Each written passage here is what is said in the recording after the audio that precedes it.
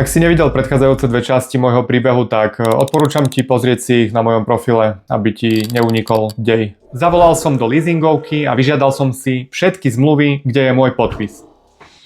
Keď som ich zbadal, skoro mi mobil vypadol z ruky. Bola to kúpna zmluva na auto, kde bol sfalšovaný môj podpis a dokonca ešte aj žiadosť o predčasné splatenie úveru, takisto s mojím podpisom a pod tým ešte napísané, že som sa podpísal osobne. Toto bol čistý podvod. Tak som sa začal zaujímať, kam leasingovka poslala tie peniaze.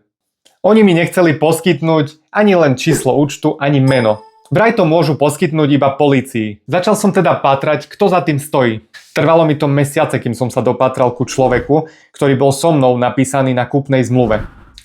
Podľa mňa je dosť neuveriteľné, že som ho našiel, pretože na zmluve mal ako bydlisko virtuálne sídlo. Od tohto človeka som potom získal aj potvrdenie o prevode, čo bol skutočný dôkaz, že môj kamarát si nechal poslať od leasingovky cez sprostredkovateľa na svoj účet 71 000 eur. Tento sprostredkovateľ si samozrejme zobral aj províziu, no a celá leasingovka bola na nohách, pretože to sprostredkoval ich človek. V ďalšej časti môjho príbehu ti vysvetlím, ako som sa vopred pripravil na to, že môj kamarát bude chcieť vymazať všetky dôkazy, ktoré sa len dali. Ak ma ešte nesleduješ, tak klikni follow a ja ťa naučím, ako sa nenachytať.